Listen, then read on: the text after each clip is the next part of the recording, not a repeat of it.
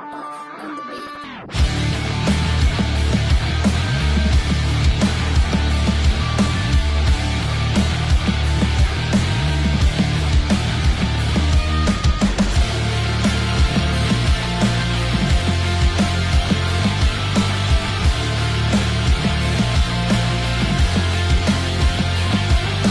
going on, guys? Welcome back to Pure EVil MMA. I'm your host, as always, Evil Eddie. We got a really special guest right here. We got Slap for Cash, one of my really good friends here, and honestly, one of my most motivational friends here, because this guy knows how to grind.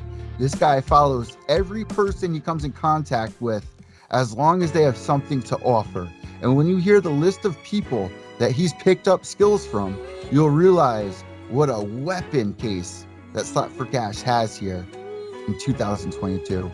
What's going on, Slap? It's been a minute, man. Hell yeah. What's up, Eddie? Not much, bro. I mean, coming towards Christmas here on the East Coast, and I was looking at your Instagram. I was looking on Google. First thing that pops up when you Google you, it's not what it used to be, bro. It's Andrew Santino, dude. Answer this. Did you speak to Andrew Santino or something? Who's that? So you don't even know. So I think they were watching videos of you. It said Slap for Cash, Andrew Santino, what would happen on Google. I don't know if you saw this. Huh. So I'll actually show you in just a minute, man. We'll get to that in just a moment. We've had an amazing year in mixed martial arts, and I know that you're involved with a lot of the guys that we'd like to follow, like Johnny Walker. Who else do you know without me giving too much away here? Because it's been an exciting year. In the MMA world or boxing? Well, let me just spoil it all. Nick And Nate Diaz, bro. Nate Diaz just retired, submits Tony Ferguson at 2 minutes and 9 seconds of his retirement fight, 2:09. I mean, you got to be tripping on mushrooms to realize, like, holy shit, dude. Like, that's magic right there, man. Have you watched that fight? I mean, you know, you being so close with them, it's got to be something special for you and a motivational spark for you as well. So. Oh yeah, Nate gave me a ticket for that. Dude, that's like a couple $1,000 right there. They don't give that stuff away. Yeah, he gave me one. So honestly, dude, it's like one of those things where you got to be in the circle. So we've talked about it in the past with you and Nick being so tight. Have you spoke to Nick like leading up to that fight and like, you know, after, what a relief it was? Was Nick like involved with that camp? Were you kind of staying away? Were you trying to interact with them? I wasn't involved with their camp because I was doing some stuff with boxing, but I know Nick was in the camp. He was on and off doing MMA and boxing with Nate. So the crazy thing about it all, 209, man, like to retire at that point, and everyone's saying, well, Nate has the slap. He's doing the slap, the Compton slap, and that's what you're known for. Why aren't you getting these motherfuckers into slap competitions? They're known for the Stockton slap, bro. I don't think there's enough money for it to, you know, generate big names like Nate Diaz and Nick Diaz and Paulo Costa. I don't think they got the kind of money, you know. Well, hold on, you do then, because I saw that Paulo Costa's like training you to lose some weight in a video you sent me, bro. Yeah, that's I'll throw that up right here for everybody. That went viral too. We did 2 videos together. They both hit over 600,000 views. Holy shit. Well, matter of fact, he's got the secret juice, bro. Did you get to taste that secret juice or what? Man, we made some secret juice from scratch. Well, all right, you got to tell everybody what went into that secret juice. What, like, you must have thrown some shit into that right there. Shit, I can't even tell you, man. That guy's been tested. He's the number 2 most tested guy in the UFC. They show up to his house at 5 a.m. and fucking test him all the time because they think he's on steroids. I mean, it's crazy. I saw him in a video with the Liver King. Do you follow the Liver King? I don't follow Liver King, but I know of him. So would you ever, like, do a competition with the Liver King or something like that? Because Paulo Costa did it. He tried eating liver. Have you ever tried eating liver? Yeah. I would never enter a competition like No, that. I wouldn't do it. I don't like liver. I don't like liver, and I don't really care for the Liver King either.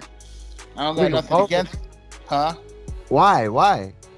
Oh, he's just not a fighter, bro. He's somebody who just is on the scene for his body and to sell his product. He's not a fighter. He's just you know just kind of hanging around. I don't got no problems with him, but at the same time, I don't really care for the guy either. He's not somebody I really give a fuck about. Well, you know what? He's kind of similar to you in the way that he grinds so hard with moving his content. And it's Yeah. only a matter of time before somebody like that, putting that much effort in, blows up, man. And you on the other spectrum, you've been grinding since, we met, what was that, like 3, 4 years ago at this point. And you've come a very long way, man. 1 million followers on Instagram. That's got to be one hell of a feeling. I mean, for me interviewing you right now, being friends, I'm gonna go off and tell everybody I just interviewed Slap for Cash, who's got 1 million followers. And I got to tell you this: I was talking to one of my old friends from the football team in high school, and he was going like, "Who have you interviewed?" I brought up your name. He says, "My daughters are huge fans." He was like, "You're lying to me." I was like, "No, bro, that's my boy. That's Slap for Cash." He was like, "Dude, do you realize how well known he is? My daughters are huge fans." And I Oh yeah. was kind of set back by that, bro. Like, it's crazy this day and age. Like, somebody that I know and have seen the work, how far you've come. What has changed? Hey, dude, you're not in the video, by the way, just to let you know. I'm in it on my end. Okay. So, well, that's good. Well, what has changed is, oh man, I would just say work ethic and time seasoned. I guess like a lot of the most important part was just staying consistent and doing multiple videos with multiple different athletes and with huge followings as well.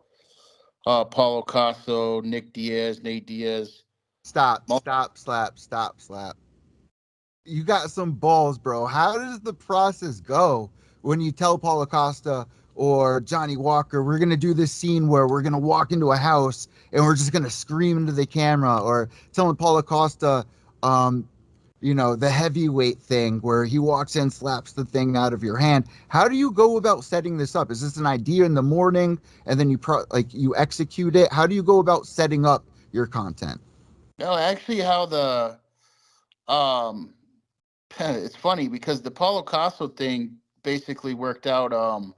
My friend, a buddy of mine, wanted to meet him, and he just kept trying to message him and on Instagram, and he couldn't get a hold of him.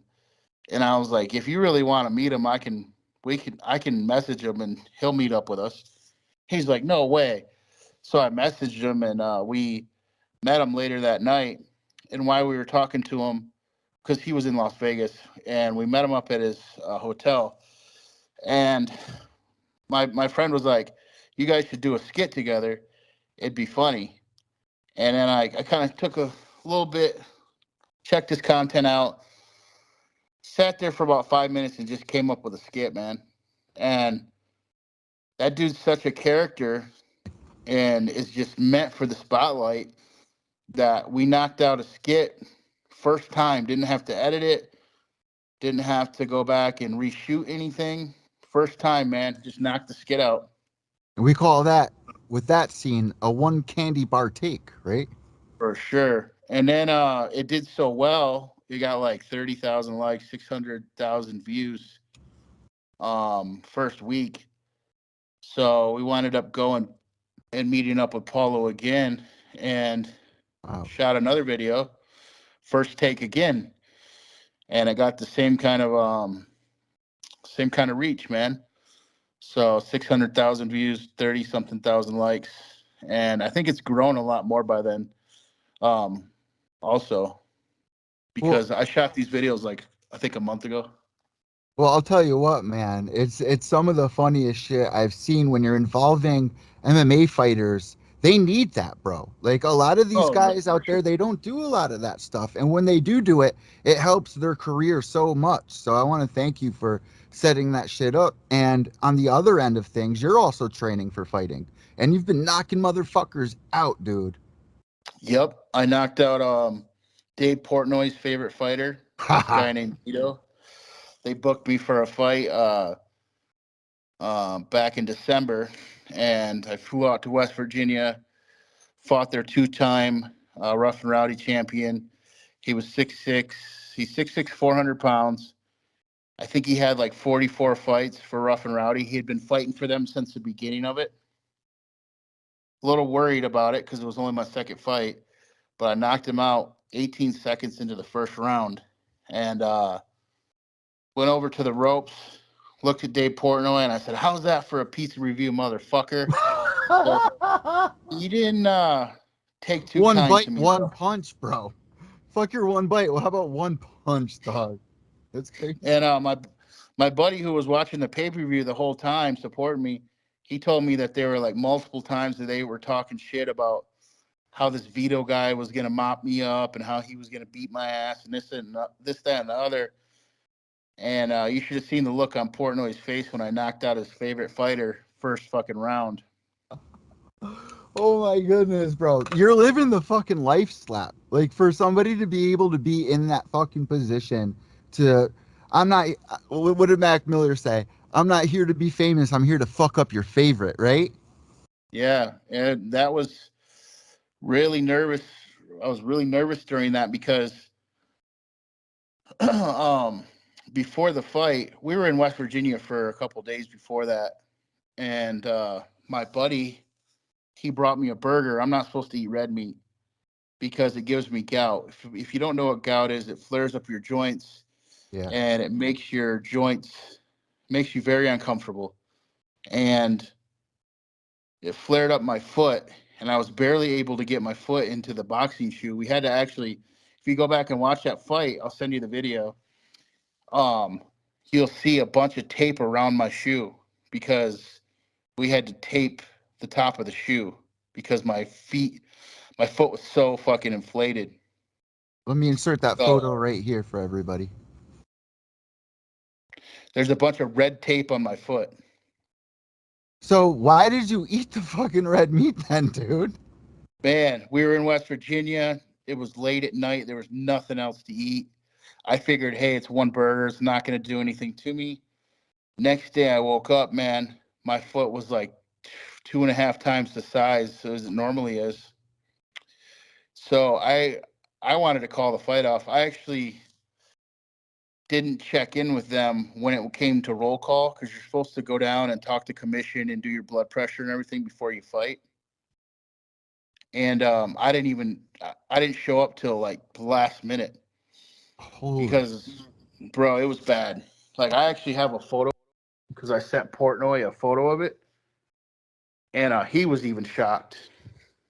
Is that something that you can send to me so I could edit into Yeah, this video? dude. Yeah, because I still have it. I have it because I sent Dave Dick a pic. picture of it. Bro, I've actually had swelling in my feet, and it doesn't just hurt your feet and walking ability, it hurts your whole body. I didn't go to the hospital for it either. Both of my legs got swollen. This was a couple of months ago, and I felt it all throughout my entire body. Like when I tell you I was trying to roll into bed and that hurt, like it was one of the most painful things. I didn't know what the hell was going on if I had a blood clot. But now that you bring this up, I should probably look into that, man. And imagine this: there was probably about 5,000 people in that crowd that day. Imagine fucking a whole crowd of people just booing you, you know, just You couldn't hating on. have pulled out. You were already hated. You had to. Oh man, I can only imagine how you felt. Well, you know, Barstool flew me out to West Virginia to do the fight. I didn't want to say no. I was already there. They flew me and my son out. They spent $4,000 on the plane tickets. Wow. So, in all fairness, I didn't want to do it. My buddy, who has known me for more than half my life was the reason why I went through with the fight, because he Yeah, tell us believed in me. why. He believed in me so much, and he's been to every fight of mine. He went to the one in Atlanta. He went to this one, and he went to my last one. But he just said, "Hey, dude, I know you're gonna knock this guy out." He's like, "Just fucking." He's like, "Trust me, man. I just feel it. I feel it." And he was the one that kind of encouraged me to take the fight. Plus, we were already there, bro. So we really couldn't. I'll tell you what, man. I was in the worst pain of my life. Like, it was bad, Eddie. It was fucking bad. Well, at the same time, man, I know what you're going through there because I don't know what you're going through, but I've seen it before in the past with other fighters where they Yeah. have like a going into a fight, they have a, pre-diagnosed, shoulder injury or this or that. When you were in there, bro, and you get the fucking knockout in what, 17 seconds, you're probably like, oh shit, right? That Well, must the have been a huge relief. first time I hit him, I raised the top of his head because he come out just swinging, dude. This guy come out throwing, and his arms were long as fuck. So I just kept backing up. I could see him coming. Like, he wasn't that fast, so I could see the punches. You got to keep in mind this guy was 6'6", 400 pounds. So I could see from training so much, I could see his punches coming at me.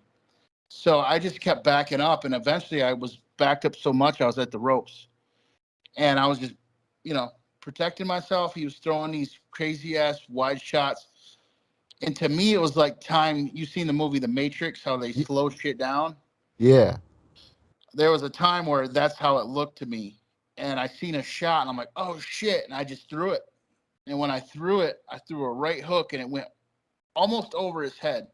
It grazed him right here. It just went like this. Yeah, that will. That power was enough to knock him down, not knock him out, but knock him down. He fell down, and I was like, "Oh shit! I knocked this motherfucker down." And he fell in a way where he was, because I was on, like I said, I was at the ropes. He fell in a way where he was on me. I couldn't move, so I actually wound up helping him up. Dude, he would. So keep in mind, this is a coal miner. We're in West Virginia. The crowd's rooting for him 100%. So I knock him down. They're booing me. I back up. After I help him up, the ref pushes me. I back up. I get back in my stance. I go right at him. I feint him. I jump back. He comes forward. As soon as he comes forward, I threw an overhand and knocked him out. He fell on the ground. He was out of it for a couple seconds, but he got back up, man. I'll give it to him. That motherfucker was tough. I gotta And say, a huge compliment to you, man. For a guy your size, you could fucking move. You could stick and yeah, fucking move, bro. A lot of well, people look at you and they don't think that. that's what that guy was thinking. And I weighed in. also, I weighed in at that fight at 495 pounds, bro. holy shit, bro. They all thought that I was gonna lose that shit. Holy. What did you weigh in when you faced Don from Black Ink Crew? I was like 490, What was he at? Because that was a big dude. 275. And you did very well in that fight as well. Yeah. So, anyways, to wrap up the conversation of Barstool Sports, Yeah. I knocked out their guy, two-time Rough and Rowdy champion, and that was the end of it. I knocked him out. They gave me a knockout bonus. I wound up walking away with a good check, and flew back home the next day. I was happy with the results, and I went back to training. That was my second fight, and that was that guy's 45th fight. So, I was happy with the results. I know everybody was shocked and everybody was pissed, but fuck them. You know who I want to apologize to? Absolutely fucking nobody. Hell So, yeah, bro. with the Don thing, Don Bishop from the show Black Ink, I got offered that fight. I was in very bad condition again, man. Really? Um, yeah. So I was just not doing well in life, bro. I was partying a lot, doing shit you're not supposed to do. Going out, doing shit you ain't supposed to do, and drinking, and When you say uh, shit, you're not supposed to do shit that we all do, you mean? yeah, I was in Vegas, partying with my homies, and just not living the greatest as far as like, Motley Crue life. extra or extracurricular activities, Yeah. as I would like to say. Um, so out of the blue, I started going viral because I did this video where I knocked this dude out. Snoop Dogg shared it, and it got like 10 million views. Yes, I And all these, remember this. yeah, bro, it went super viral, and I was viral for like Oh almost my a God. month because people kept sharing this video. So in the midst of me being viral, Zab Judah hit me up. He said, "Hey man, I'm coming to Vegas. I'd like to talk to you." And I said, "Cool." So he came out to Las Vegas because I met Zab a few times back in like 2011. I was training at Devin Haney's gym back then called Hit Factory, and I trained for like a couple months. And that couple months of me training, I met Zab. So I didn't see Zab for a long time. And Zab's like, "Hey, I'm coming to Vegas. I'd like to talk to you." So he got out here, and he's like, "Man, I see you're doing good. Your social media." He's like, "I got this guy. How would you like to fight him?" And I was like, "Dude, I haven't trained for a fight in 10 years, man. Like, I'm not in fight condition. You know, I've been partying in Vegas with fucking hookers and blow and pills. I'm like, I'm not in fight condition." He's like, "Would 15 grand change your mind?" I was like, "Well, how long is this fight?" You know? And he's like, "Well, we could do 2-minute rounds, and we'll do 4 rounds." And I'm like, doesn't sound that bad, right? Yeah. So I agreed to it, not realizing how much work and how out of shape I was. So Zab brought me to this professional gym. Keep in mind, I only had 30 days to get ready for this too. So Zab left me. If you want to look it up, it's Slap for Cash versus Bishop Don. It's Slap Right, FOR. right here. Yep, that one. So yeah, I only had 30 days to get ready, and I'm sure Don was getting ready for months. So, and Don came in perfect shape, 6'5", 275, looking like a steroided out Dante Wilder. Yeah, And he's a big fucking dude, bro. A lot, well, like, I'm gonna have to put my money on you next time, dude. Like, not I gotta get only in on this. not only did I only have 30 days to get ready, but I had to fight him deep in Atlanta. That's where So he's from, dude. so I fought Don in his hometown in Atlanta. And if you have ever been to Atlanta, then hey I've man, been there. I've been there. I actually let's put it this way. Don had the crowd favorite.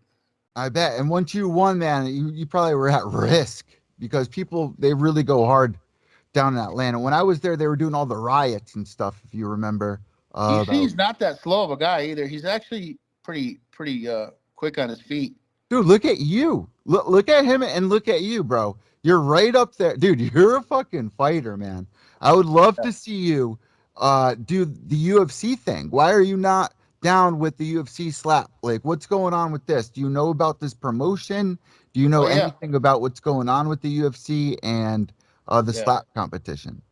Well, to finish his story with Don, me and him battled it out. We fought for 6 minutes.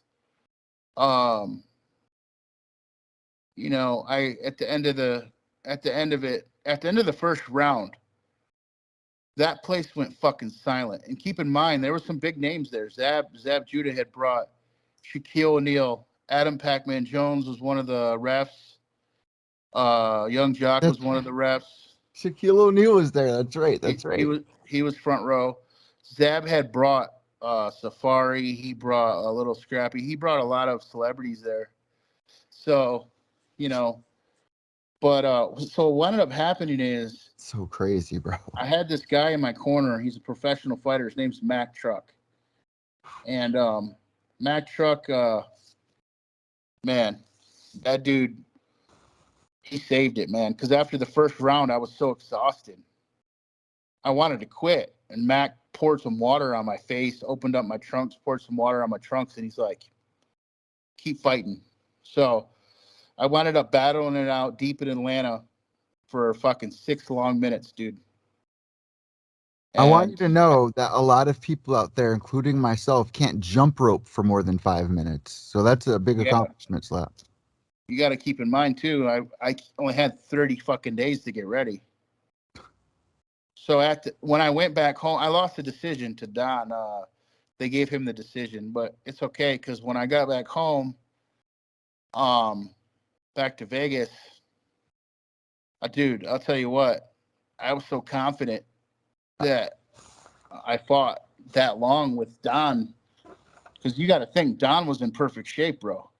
Dude, look, yeah, look at what the fuck you look like a, oh, gee, you look like a fucking titan in that shit. And everybody there, I mean, there ain't one person who would have bet on the over and thought we would make it to the end of those rounds, bro. Now, Not one person. if you look at some of the matchups that they've had over at, well, it was celebrity boxing, right? No, so that one was actually a different league. That was Zab Judah's league called Championship Celebrity Boxing, where they fight with no headgear on and they fight with 12-ounce gloves. But that night we fought with 14-ounce gloves because somebody actually stole the gloves in the place. What the? Wasn't the security guards were walking around with fucking assault rifles. That's how crazy. Yeah, Oh, bro. It was, when I say deep in Atlanta, it was deep in Atlanta. Straight up. so you're fighting all these huge names out there. Now you're the champ, right? Well, Zab gave him the decision, so hey, it is what it is. I'm So, talking about the recent one that you just had with the Dave I Portnoy. beat that guy, but they didn't give me a belt. They wound up having this other guy. They gave the belt to this other guy who wound up losing it. So right now the champions, I don't know who it is, but no, I'm not the champion. But I did knock out his favorite fighter. Are you talking about Barstool, right? Yeah. So where does this leave you now? I mean, you're fucking running up the game. You got a lot of people betting on fights nowadays. Uh, Yeah. I want to fucking put some money down on my boy Slap for cash. What do you got Yeah. planned? It's almost 2023, a whole new calendar year, Slap. Whole new Yeah. calendar year. Well, it's good because the one good thing Zab did is he introduced me to a professional trainer. That guy took me under his wing the last 2 years. I've had the same trainer. I'm at an all professional gym. I train with professional boxers. I eat with professional boxers. It's it's a lifestyle. It isn't me fucking around and just going in here and fighting influencers. These guys I'm fighting are the biggest guys in the world. My last three opponents are fucking huge. Don Bishop, 6'5", 275, all roided out. I fought Barstool Sports legend VITO TORPEDO. He was 6'6", 400 pounds. Knocked him out. And then I fought my last fight was the guy was 6'5", 370 pounds. So all monsters, bro. People that nobody wants to get in the ring with. So I'm Yeah. looking at your Instagram right here. We'll go to that one right there. Look at that video. That was me and Don right there. Look at that fucking crowd. Dude, 37,000 likes you're getting, man. Look at 37. check this shit out. This is called having no motherfucking fear right here. Going up into another man's fucking cave and getting all up in his grill. Look, no backing down. Damn. And you got to think, I didn't have one friend in that motherfucker. That's rough. Don had that whole place was there for Don. I didn't have one fucking person rooting me on. Yo, is that ugly God I see? Who's in there? Who? Who's this guy down at the bottom with the orange mohawk? Is that ugly guy or damn long necks boy? No. You see You down in know the who right that corner, is? right there. Oh no, that ain't him. That's Zab Judah right there. That's Young Jock in the back. Oh And man. that's Corey Spinks back there too. Really? Yes. So a Corey lot of Spinks. people they don't realize, like, there's a lot of social anxiety that goes on nowadays. You know, a lot By of the people. way, I was the main event for that shit too. It's absolutely insane, bro, that you were able to come out, and he actually gave you props for that. I'd love to see more celebrity fights with you. Like, what's going on with that before we talk about UFC and the slap thing? These guys are afraid to fight me after they seen, you know, what I did with Don, because everybody picked Don to fucking annihilate me. And then once I went the distance with Don, if you want to see that fight, go to my Slap for Cash 2.0. You got a secret one. Yeah, that's where all my crazy content goes. Slap for Cash, and then it's just 2.0. So it's on Instagram. Let's see here. Instagram. Yeah.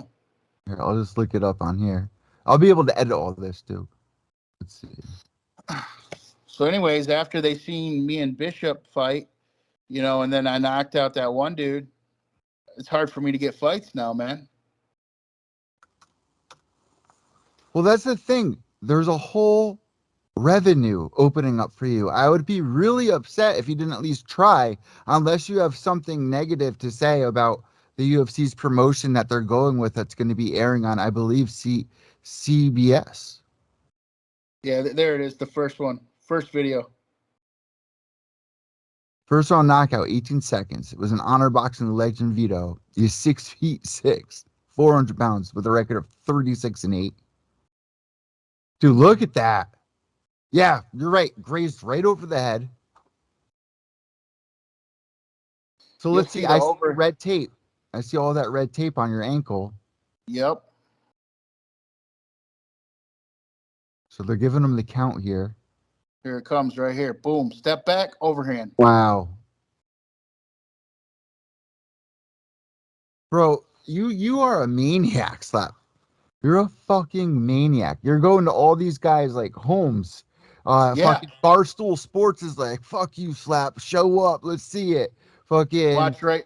Watch what I do right here. I walk right to the ropes.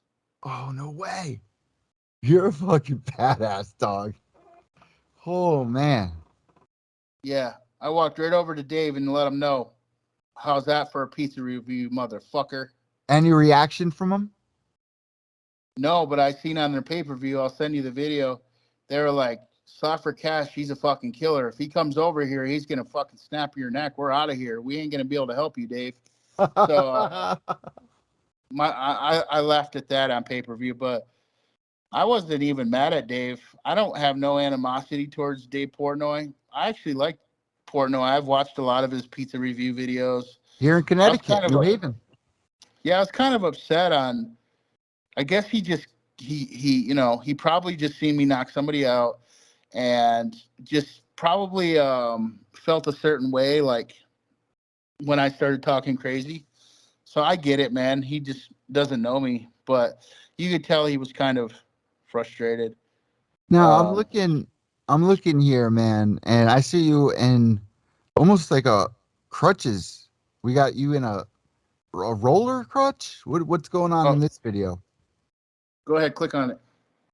Drink secret juice and turns. No, stop, bro. Is this thing? Oh my goodness! All the MMA fans out there would love to take a sip of that, bro.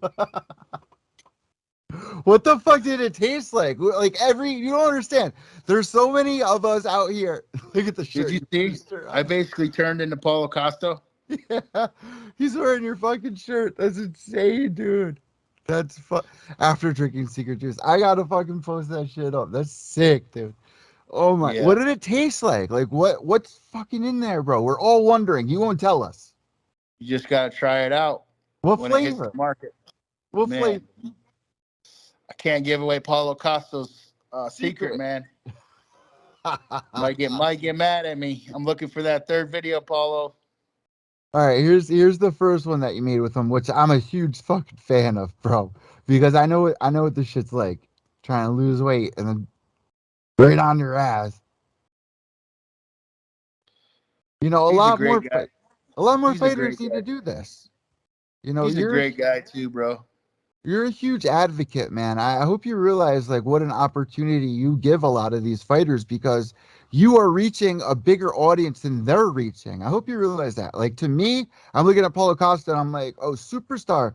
But the reality is, Slap, that you're the superstar helping out these fighters at this point. I really do hope you know that. Go to that Johnny Walker. I appreciate that. Thank you. Go to that Johnny Walker video right there. That one was fun. I love Johnny Walker. He's a really good friend of mine too. Where are we at? Go Here? down, right there. No, go over. Go up, right there. The one with me. Yeah, Johnny's in this one. yeah. That one got 1 million views, I think. We got 35.1K. Likes. Holy That's shit, the this one. one's got over 500,000. But that's likes though. Or play, Go yeah, up. please. Dude, with Go up one. this one right Yeah, here. right there. Yeah. Training for the UFC part 2. To move good, smooth, okay, my friend? Okay? Don't get hit on the face. Yo. You have to skate all the time, okay? This guy, I'm gonna show you first. Yeah, I love Johnny Walker. He's like a brother to me. Wow. Wow. It's a little exercise they do for vision. Hope you understand. Yeah, it's like the ball that you put to your head and You ready? Skip the ball. No, my friend. No, hey, look at me. Hey, look at me, my friend. Oh. look at me, my friend. Bro. Yo, that is good as fuck, bro. That Yeah. is good. The accent makes it too, because Americans, the American audience, we get a kick out of accents for some reason. Johnny Walker is the guy, bro. I did another one with him too. Let's see. Oh, I think a while ago, right? Go up. I think you've done there's one right here. This one? No, go up more. Go up. Other way. Oh, other way. Yeah, it's right there. Second video. Oh, there he is. Yeah. Come on, 20, 20. 1, 2, 3, 4. Faster, faster. Johnny, I need to get some water. I'll be right back. Yo. You're shot, bro.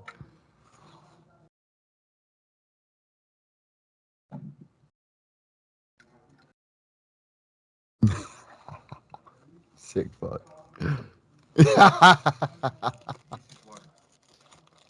This is water. Drink water and come back to train. All right. Yo, why aren't you doing like more of a like show? You should come up with a fucking slap for cash show, or even, bro, even go hard into the fucking Jason Genova type shit and play the shit out like it's reality. Yeah. Well, you know, I'm training for fights. These guys are training for fights. Somewhere in the middle, You only we have a little bit of time. Yeah. get to all get together and make some cool ass fucking videos. And there's one right there where I was in camp with Tyson Fury for a couple weeks. Bro, what did you sell your soul to the devil, dude? Look at you. Man, Fury was Wow. he's an interesting guy. There's a video where he's showing me some shit too. There it is. Come on.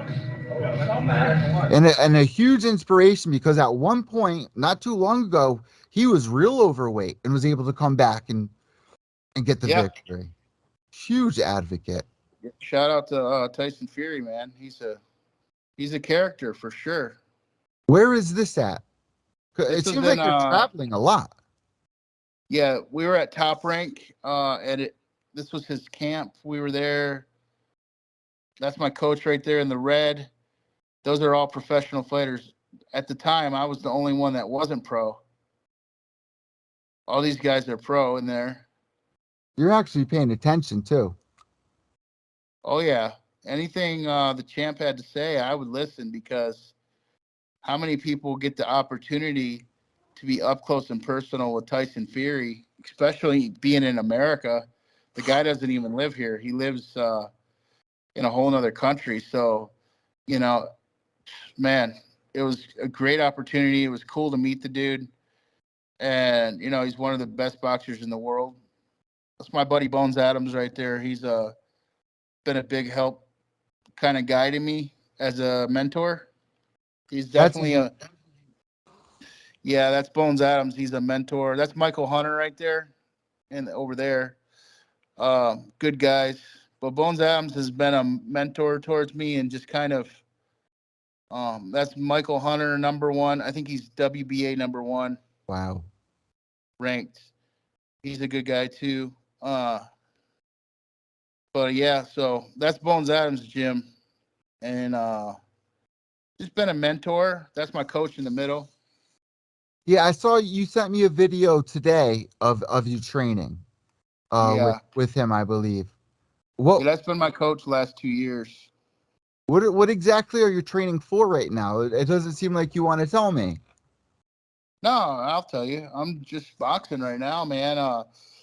So the UFC, they came out with basically the same thing I was doing and created. You did create that. Can we make that a fucking point that you fucking made that a thing, dude? Because when we first met, nobody was doing that shit but me. No one. Exactly. Yep. Bro, I've been doing this since 2011. I'm telling you right now, and anyone can argue against this, the proof is all there. If it wasn't for you, Slap, all of the slap competitions, the day that you and Logan met up, bro, the world changed that day for Logan and Jake to become boxers. The biggest stories in the world right now. UFC signing on to a slap competition has to do with you, my man. Has a lot to do with you. So to do the show, it's called Power Slap. It's airing on TBS, I believe, in January. And the creator of the show, well, not the creator, I'm the creator of the whole Slap Foundation. The reason why all these guys are eating to this day off of anything to do with slapping is because of me. But Dana White and the Fertitta brothers, they're the ones funding it. And they're the actual creators of Power Slap. So, they got their own thing going. I was approached and I was asked to come on the show. I was supposed to be one of the coaches, and this guy named Crazy Hawaiian, he was going to be the other coach. Now he's locked into a contract, and he could not sign on. So for right now, they went ahead and are filming the show. And I believe it's 8 episodes, 8 episodes, 1 hour long. So you kind of have some information about this. Yeah. So I sat down with the guys. We talked. I didn't sit down with Dana White directly, but I sat down with his associates, and we talked, and we had dinner at Resort World and had a conversation, and we had a long talk, and they wanted to bring me on as one of the coaches. And if you want to look this guy up, his name's Crazy Hawaiian. Let's do it. That was supposed to be the other coach, but it just didn't work out. He didn't want to come on because he's locked into another contract. So for right now, so that's the Crazy Hawaiian right there. Crazy Hawaiian. All right, let's check this out. Yeah, he's the slap champ of a different league. Here, let's get his try to get his Instagram. He's actually a cool guy. So you knew this guy beforehand. Did you know that the UFC was interested in this? Because it kind of caught us by surprise. So this is what happened. I was actually at a slap contest that these Russians were having. Oh, they're big on it. They asked me to be in the show. I knocked this guy out at the competition, and the last person to do a contest was him. So he showed up late to the show that I was doing, and it was a Russian slap contest. He knocked his opponent out, and I knocked my opponent out. Jesus. And yeah, they wanted me to. So that's where we met originally, me and this guy. Oh, you had to bring me to this page where he's feeding his snake a rat, bro. You know I love rats, dude. I got rats all around me here. Yeah, he's a crazy fucker too. So Look at that yeah, fucking beard. So let's check it out. We got offered to fight me and this guy. They wanted to sign us to this show. Oh, I've seen this guy. Yeah. He's well known, man.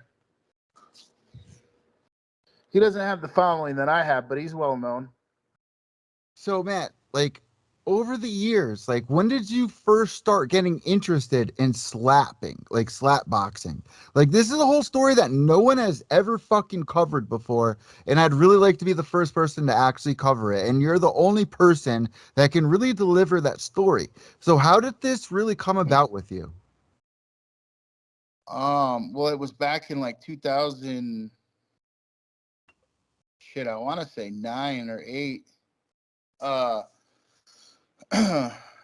had been going through a break. I don't know. I might have the dates wrong, but it's been a long time so far that I can't remember the correct date.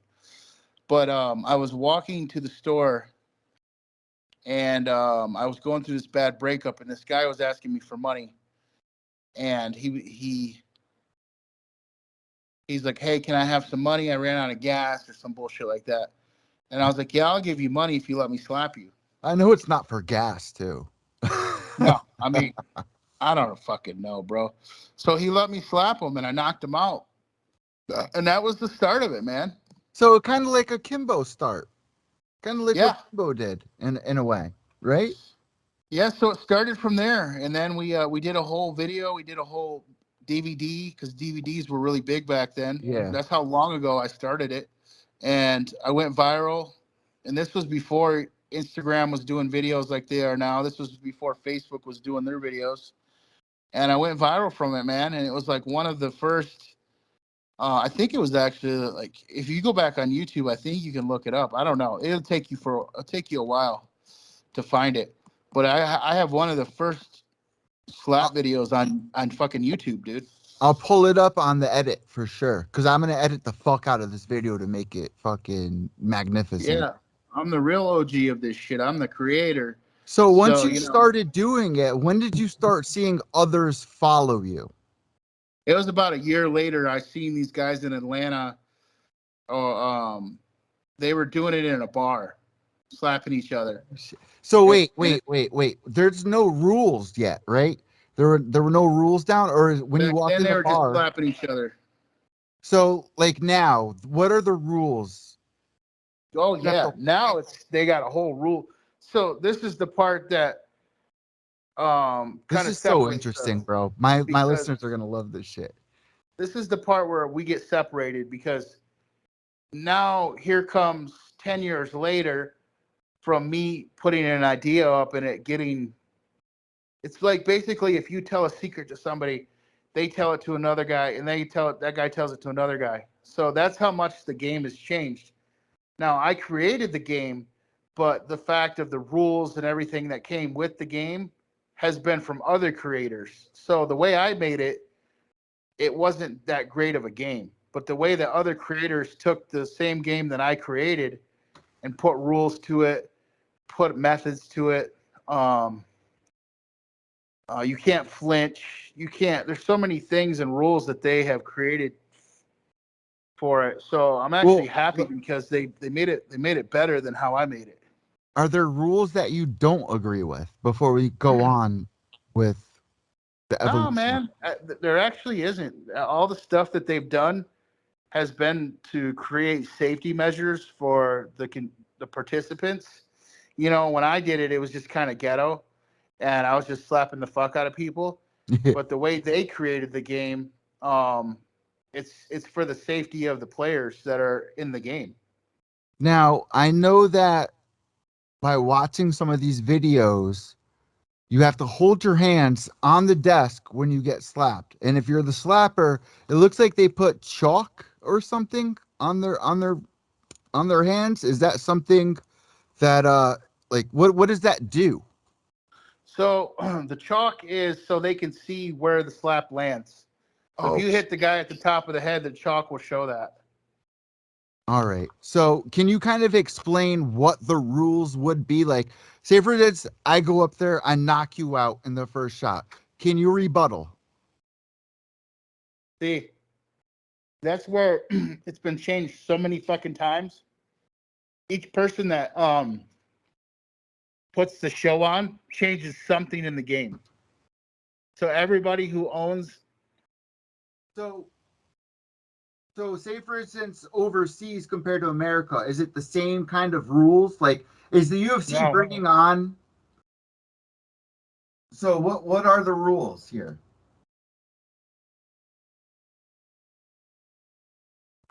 The UFC taking over slap competitions is probably the best thing that could ever happen for slap competitions, because they're going to make it, they're going to bring a commission in. Yeah. They're going to make sure it's done properly, and they're going to make sure the injuries are minimum. So I'm not mad about the UFC starting their own league, because it's going to be safe as it's ever going to be with those guys monitoring it. But you're pissing me off though, Slap, by saying you're not going to be involved with it at all. You got to be involved some way down the road. Like there's got to be a. Oh yeah, I'll be involved. What about I'll be involved. Would you see UFC fighters doing it?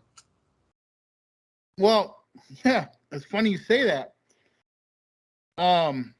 So I just got done coaching my buddy before they accepted him in, because all the power slap people are in a house right now.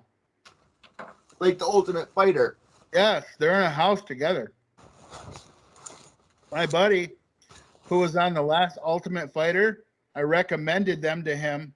So he's now participating, and he's the first actual fighter to be signed from the UFC to power slap. His name's Mitchell Sipe.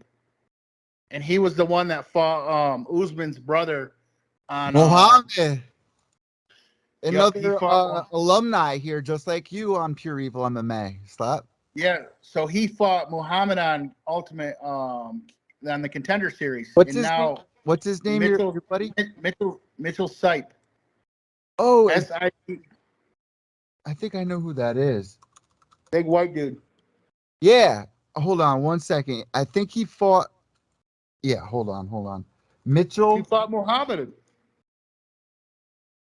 Mitchell Psych Tough. Mitchell Sipe's a bad motherfucker. Sikes. Let's see. No, S-I-P-E. Mitchell. S-I-P-E. Mitchell Sipe's a bad dude, bro. Let's see here really quick. Dude, I actually enjoy doing interviews pre-recorded because I can edit. Fuck. Yeah, this is my boy, bro. You know him? Yeah. Dude, I would love to do a fucking interview with him if you can get that to my favorite guy on that season of Ultimate Fighter, period. He had everything I wanted for somebody on that season. He had the attitude, he had the character, and he wanted to fucking win bad. And that fight with Muhammad, I remember watching. He was winning in that first round. He was winning in that second, and he got caught. And then he started playing around a little bit too much, and it got too much into his head, bro. And I felt so bad because I was rooting for him. And I was rooting for Muhammad as well. But you could tell Mitchell, bro, he would have done so well if he got signed to the UFC. So he's actually going to be doing the slap competitions now. He's there right now. Go on my story. Go on my Slap for Cash story. 2.0. I just posted something, me and Mitchell talking. No way, bro. Yeah, I showed him how to compete in it. I told him he could win it because of his power and his chin. So, well, he's in it right now. I also coached him on what to do in the house to cause problems. And hell yeah. So I didn't coach him nothing to do with fighting. He does that on his own. He knows how to you're fight. good at creating entertainment, which is what we all want if they're not throwing fists, right? Yeah, I told him, I gave him advice on what he should do to start fights in the house and be a complete asshole. And I told Mitchell I gave Mitchell a bunch of advice, and whoa. now I don't mean to cut you off here. I just saw Nick with that beard. Where is this video of you and Mitchell here? I see damn long neck in the cage, which I got a huge kick out of. It's on my Slap for Cash 2.0. Right here, right? So I forgot 2.0. Let's see. Oh, is it under Reels maybe? No, it's on my story. Oh, on your story. No shit. All right, let's go. I just talked to him. I coached Mitchell on how to take the slap and how to give the slap. So No Dice 661, is that him? yeah, that's him. Can you see this right now? No, I can't. Wait, really?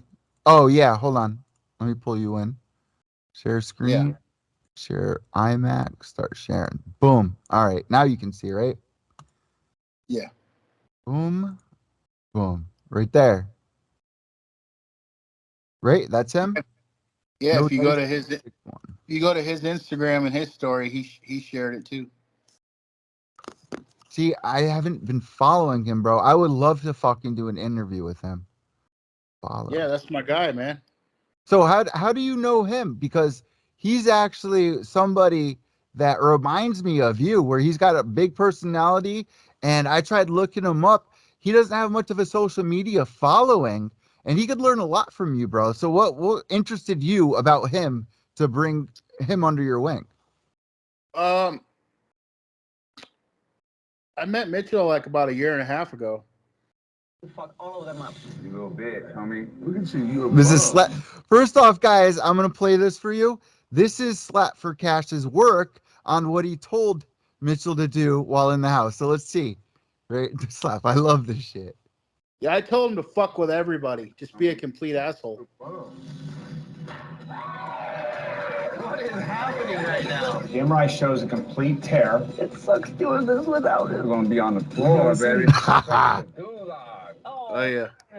Fuck you, man. And I humiliate you. We're gonna get in that cage. Let's Get out go. of my fucking face. Let's go. Don't smile. I actually had Helen Peralta on as well. I've interviewed a couple of guys that were on this season, but Mitchell, bro, he's one of the top guys. I don't think it was announced yet who was on this season of the slap competitions. Maybe it was, but you might Well, be. they brought on Mitchell late. Mitch was a late participant in the Power Slap show. So now that he's on the show, me and Mitch went over a strategic plan for him to win Power Slap, and he will win it. And the reason he will win is, one, I'm his coach, and two, Mitchell Stipe's a bad motherfucker. He's coming and he's gonna bring that heat. He ain't gonna fuck around. He's gonna go in there and he's gonna knock some people out, bro. That's my homie. And I'm gonna be straight up with you. That dude ain't playing no fucking games. He's gonna be a problem in the slap league. Here's the thing. Here's the thing why I agree with you as well. You get a taste of it, right? When you're on one of these big promotional television, UFC, glorious television events, you get a taste of it. It's kind of surreal when you're there. You're in a house. It's the first time you're doing this. You're sharing space with a bunch of other guys that you have to fight. It's kind of weird the first time, right? Now he's got a taste of it. Now he knows what to do. Now he can actually deploy the character, the exactly who he wanted to be on the Ultimate Fighter. And everyone's going to have their eyes on this. No one really watched the Ultimate Fighter. People are going to be paying attention to this more than they paid attention to the season. So yeah, for sure. And like I said, Mitchell don't even want to be there. We had this talk today on the phone, and Mitchell Stipe, he wants to be a UFC fighter. He doesn't want to be a fucking slap fighter. But I told Mitchell, you go and win this show, you're going to have a lot of eyes on you from the TV show. And then from there, you do this show for Dana, and maybe he'll give you a fight. Maybe he'll bring you back. I don't know. But it can't hurt you. It can only help you if you win this shit. So I'm rooting for my boy. I hope he comes through, and I hope, he gets as much as he can get out of this motherfucker. here is a promotional video posted by the UFC and posted by Slap's boy, the Crazy Hawaiian. Let's take a look, guys. I'm the slap champ of the fucking world, guys. Remember the name, the Crazy Hawaiian. I will take this sport to the top. This is my world.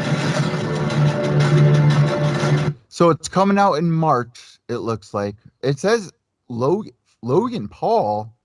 Watch live and free at Logan Paul. That was a slap video. It ain't got nothing to do with Logan Paul, bro. I was about to say, what the fuck is going on? All right, Dana White. Logan Paul's irrelevant, bro. Logan Paul. We all know what's up with Logan Paul. He didn't want those hands 2 years ago, and he sure the fuck don't want them now. His mama told him. His mom, his mom, let his ass know. Don't fuck with the slap dude. He's a bad motherfucker. That was documented too. Oh, yeah, and best believe they watched it because they came up with their own rebuttal. They came up with their own show like 4 days after you fucking come out with yours. Really? Yeah, it's with that bald dude. That bald dude came to his house. Yo, yeah. That dude was such a fucking weirdo, bro. That dude's a weenie, bro. He goes, the slap dude couldn't even last a round. Oh, I proved that motherfucker wrong. And here's another thing, Eddie. So out of the 3 bad motherfuckers that I fought this year, in the last, 365 days, I fought 3 monsters. I haven't hit the canvas 1 time. So you're telling me a YouTuber slapped me and I fell on the ground and was supposedly knocked out? Well, why didn't I get knocked out by Bishop Don, who's a fucking bodybuilder? Let's talk about this. As a journalist... Why didn't I get knocked out by the 6'6", 400-pounder, and why didn't I get knocked out by the 6'5", 375-pounder that I fought? That's true. That is really fucking true. And I fought Don Bishop, who's 6'5", 275 on pure steroids. No headgear. For 6 long minutes with no fucking headgear. So if this was true and I got supposedly knocked out by a slap from Logan, well, why didn't any of these other monsters knock me down then? Not even knock me down to the canvas.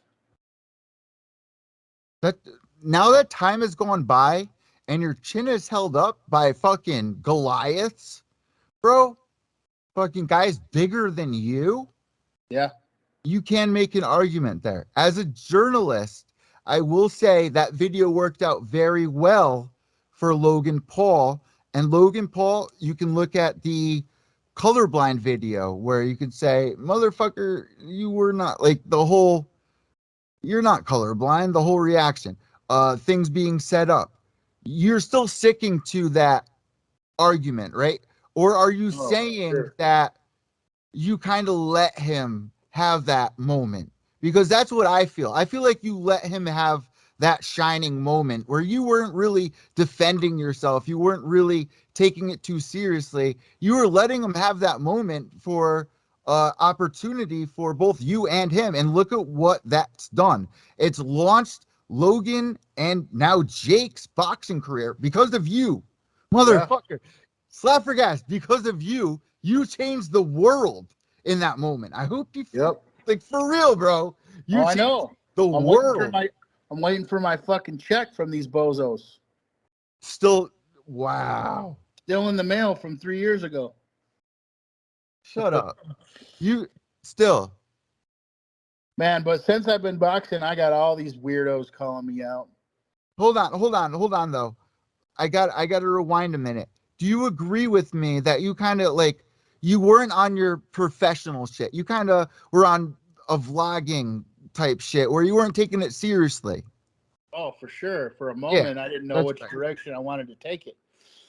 But it's not like you're in the fucking, when you're getting ready for these fights and you take it actually serious, there's a difference in your mindset. There's a difference in your preparation. When you get a phone call to shoot a video and it's just silly, I could only imagine that you wouldn't take it that serious and your defenses weren't up where it should be. So if I throw Anderson Silva into a fight, or anybody into a fight where they're not really taking it serious, you wouldn't expect their best performance, their best defenses to come out. I feel like Logan took advantage of you. Would you agree with me?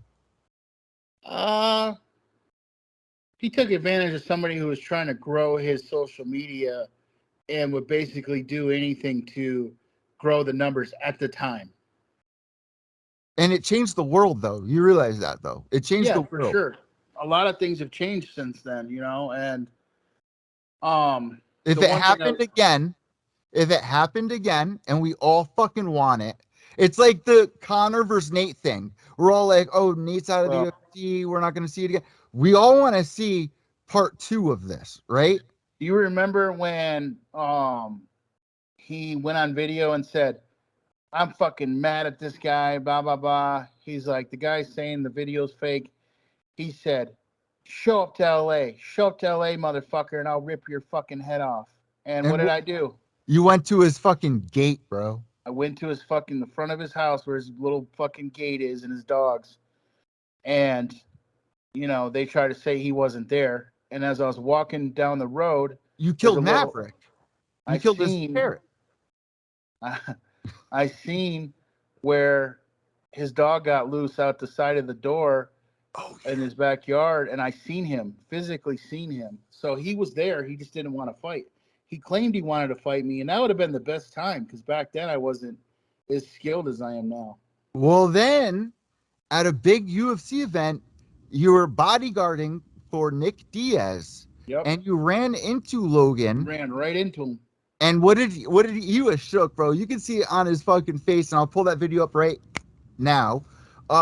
You can see on his face very clearly he agrees to having the fight, but motherfucker is shook. Yeah, he said come to his house and, you know, whatever. But we all know, dude, this guy doesn't want to fight me because he realizes how big I am, how strong I am. And there's a saying in the heavyweight division in boxing. One punch, and any heavyweight can get lucky. And I'm not saying that I would need luck, but all it would take is one left hook, him leaning forward, you know, thinking I'm tired or something. One crazy left hook up high into the temple or the chin, and that motherfucker would be knocked out. So we know and what would happen if Slap for Cash knocks out Logan Paul? It's game over for his ass. So this before we jump back into the slap competition, I got to ask this part about it. You're watching Jake now grow and grow after Logan did the whole slap thing, which is your doing. You deserve so much credit for this, bro. Yeah. What do you think about Jake now? Would you consider him a legit boxer, or what do you consider? Or do you think that he's taken advantage of UFC MMA strikers who are not necessarily boxers? Well, he's taking guys who have fan bases, who have been elite fighters, who are not physical, who aren't as physical as they used to be. Average age of 40 years old. You know, he's taking guys who are past their prime. Grapplers. He isn't actually fighting boxers. The first guy he fought was an NBA player. Yeah. Then he fights a used up, washed up Ben Askren. Who's a wrestling grappler. Not even a fighter, who got knocked out in 5 seconds.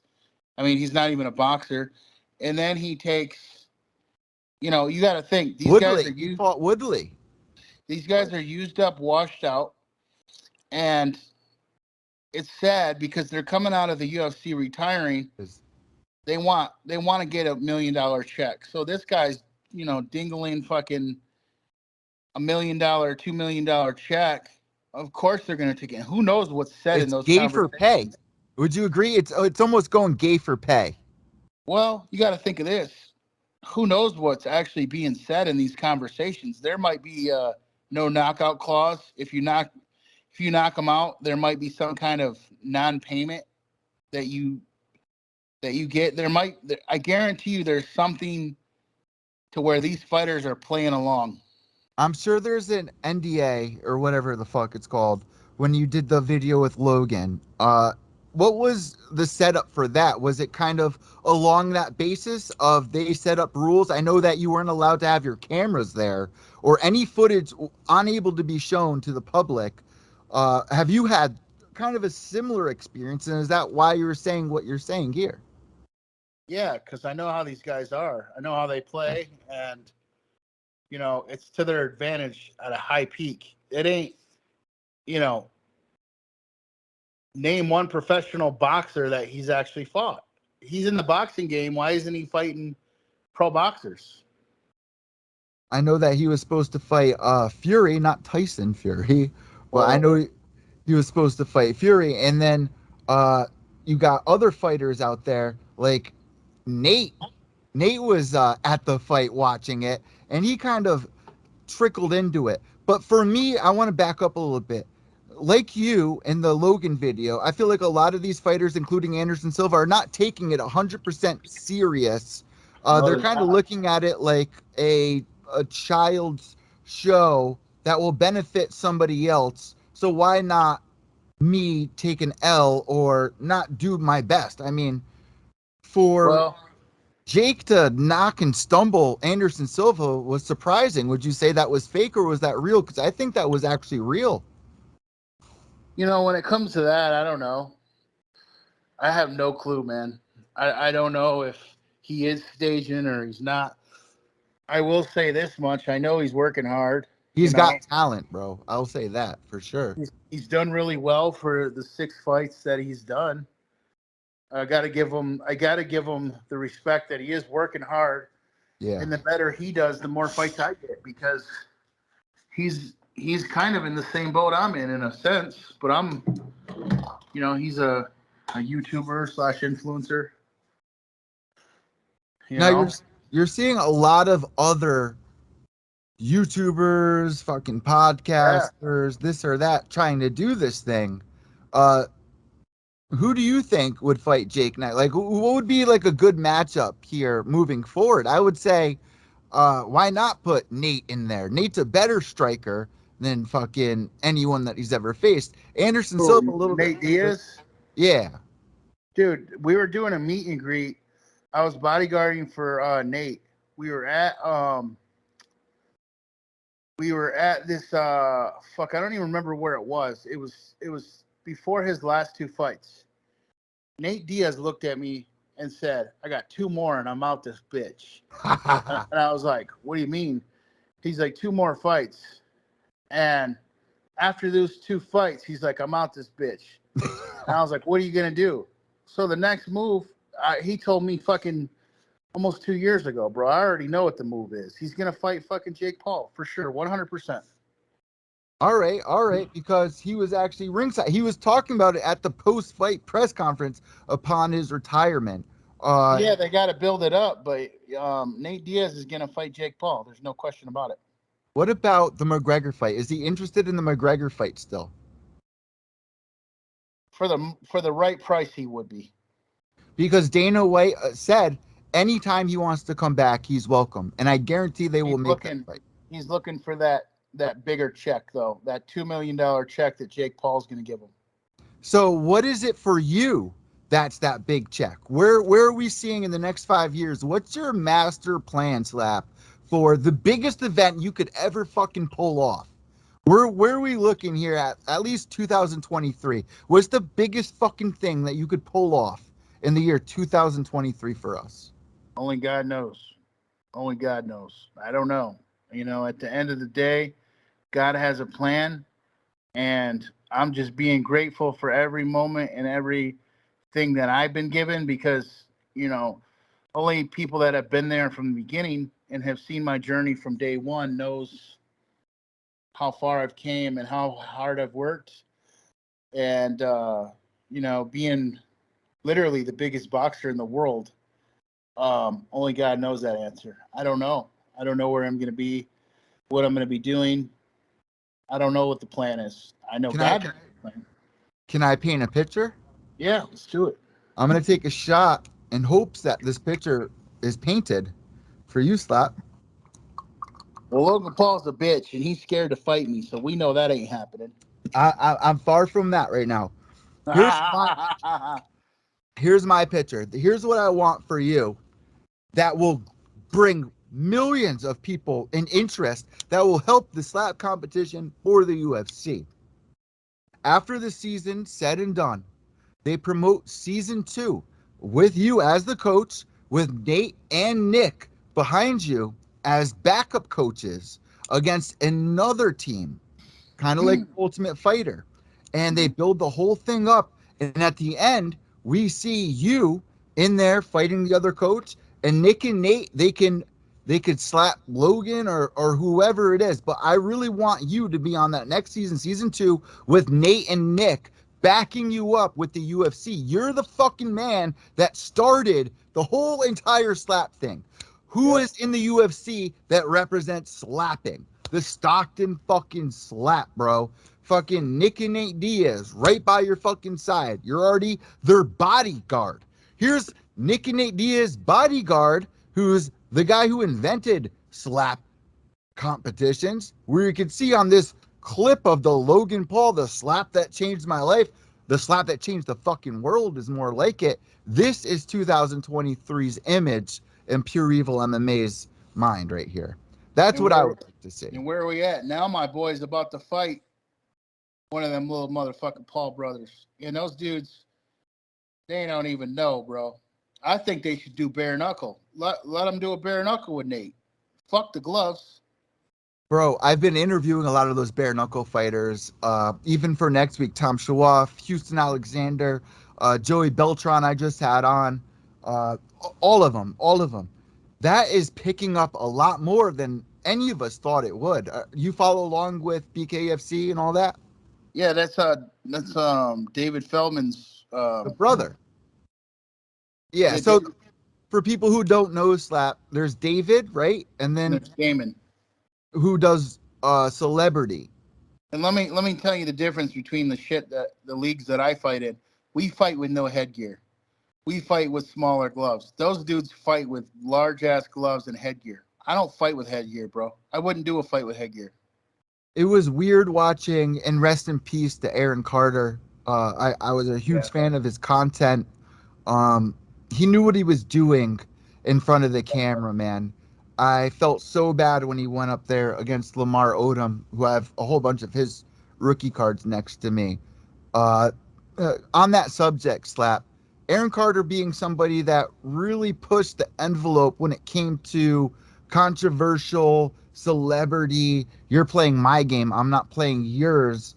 Did you kind of see anything special in Aaron Carter's return? Bro. I like the fact that he had the heart to go against somebody that size, you know. He fucking man. And I actually spoke to him a couple times. No way, bro. Really? Oh, yeah. Fucking really? Yeah. Oh yeah. He seemed like a cool guy, man. I never got a chance to meet him, but I spoke to him over the phone. Real down to earth. This is what people get wrong.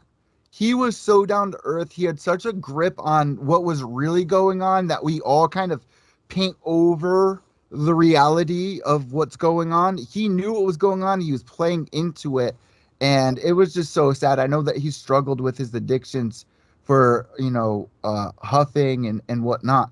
But there's a lot of conspiracies out there about his death. And I feel like it's kind of rude to even talk about that. I feel like he should really celebrate what he represented. If you go look at those no jumper interviews, which I would love for you to get on, you would actually see a real fucking person in there. You would see somebody that has dealt with celebrity life his whole life. Can you kind of speak on what celebrity life has taken a toll with you and how you've managed to accept it and balance your day-to-day life with? Can you kind of explain to the listeners how hard that is? It makes me not want to go around anybody. You never know what people are trying to do or why they're trying to be around you or what video they're wanting to do with you. It's just sad how people treat others who I look at it like a job. I'm not trying to be famous or trying to be known by the world. I'm just doing this because I like to be entertaining. I'm an entertainer by heart. I always have been. I just like to make videos, man. And it just so happens that my videos go viral. And it's brought me this far. Creativity is one of the biggest keys to this game. You got to be very creative, and you just have to you just have to be ready to sacrifice a lot because gets to the point where you don't want to be around anybody. So that seems like the biggest struggle that Aaron had. He had such a great heart, man, and really suffered because of the comments that he's seen. There's a lot of people I've interviewed in the past that have had a hard Eddie, time with that. let's do a part 2 because I gotta charge this phone, man. This phone. I gotta end this. I gotta end this with this big thing right here. Slap, to end this all off, man, is there a message for anybody out there that wants to follow in the footsteps of you or Aaron Carter or me even, to keep pushing forward and always be inspired? What keeps you inspired day to day? Can you end this with that? Yeah, I have a drive, and I just love doing what I do. I don't do this because I want to be famous or any of that kind of shit, man. I'm here to fuck up your favorite, right? I just like being entertaining, and it all started with just like to do videos. But if you want to do something, make sure, one, you have the funds to do it, and just believe in yourself, man. Because a lot of people, when you start out, they're gonna put you down, and they're gonna make you feel this fucking small. And they're gonna make you feel like it's unachievable, but you're the proof that it is achievable. 1000%. You can do whatever you want to do in this world, but you're gonna have a bunch of people who have no dreams try to bring down your dream. You know, you're gonna have everybody and their brother telling you that you can't do it. So you just gotta not ask people for advice.